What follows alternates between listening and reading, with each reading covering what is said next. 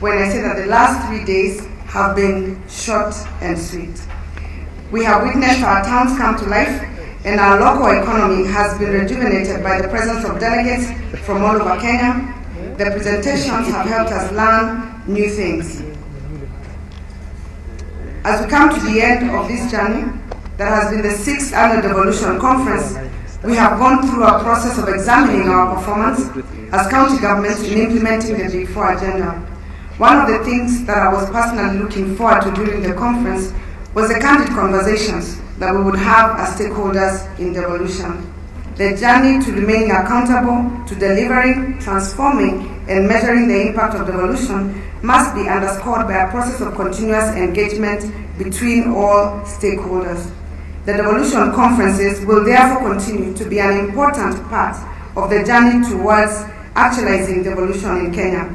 Our focus must always be on improving the lives of every Kenyan by ensuring we deliver services to them in an environment of transparency and accountability. There is still hope that we as a country shall one day realize a more gender-inclusive leadership.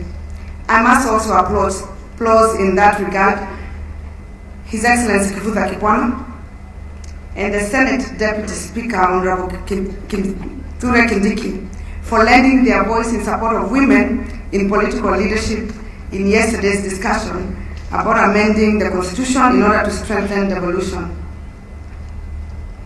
To be very specific, Your Excellency, Deputy President, because you have interests in the presidency, Senator Kindiki Kithure said that if you are in the referendum, they will propose an amendment that if you are the presidential candidate, that your deputy must be of a woman gender.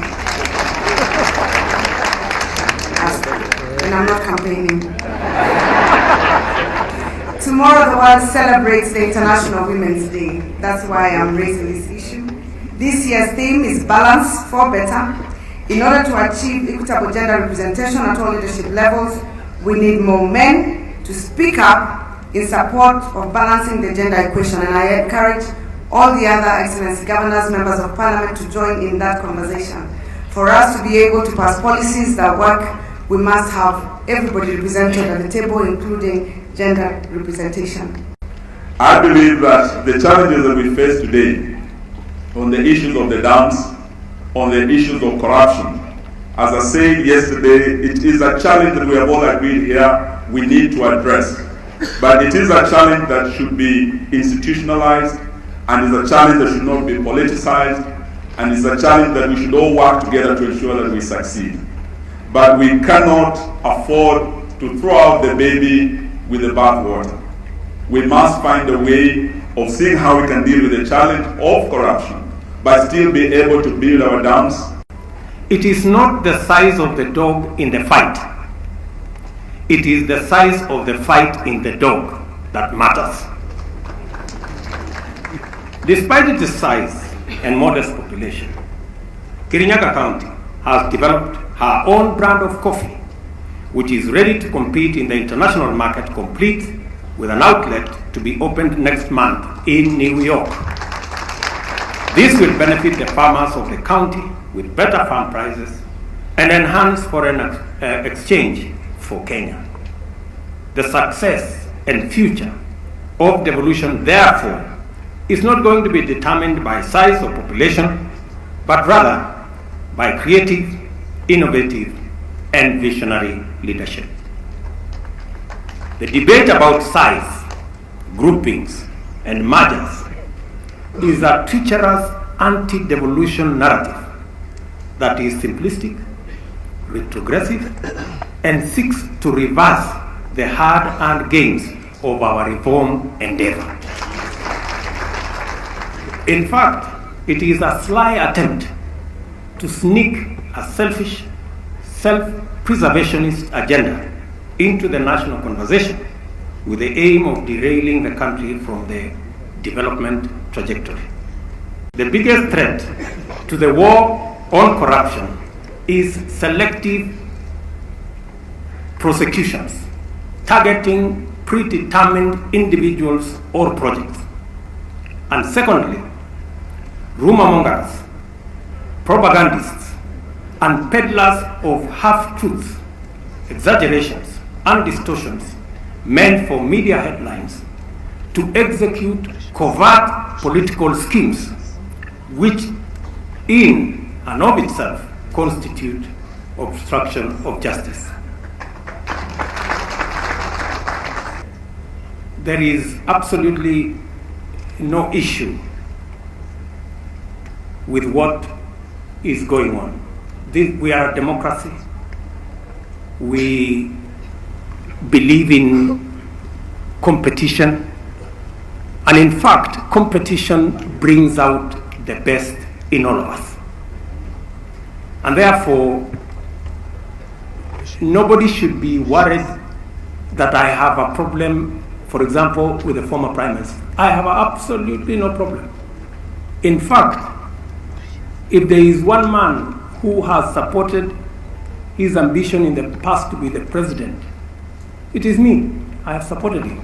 As Deputy President of the Republic of Kenya, yes, I have an interest in the construction of the dams, a major interest, because with Uhuru Kenyatta, we put 57 dams to be constructed over the next 5 years in the manifesto of the Jubilee Party. So it is not a parachute. The fact that we are discussing construction of dams is not an accident. And I have an interest. So anybody asking what is the interest? I have an interest. It is the manifesto of Jubilee, number one. Number two, apart from roads and electricity, the third largest enabler of our development proposal in our manifesto and in the big four is water. Whether you are looking at health, a major component of health challenges comes from water that is unfit for human consumption, people who consume dirty water with waterborne diseases and many of the other things. Therefore, the provision of clean drinking water is a major component that will cause us to succeed in our big four. And secondly, the matter of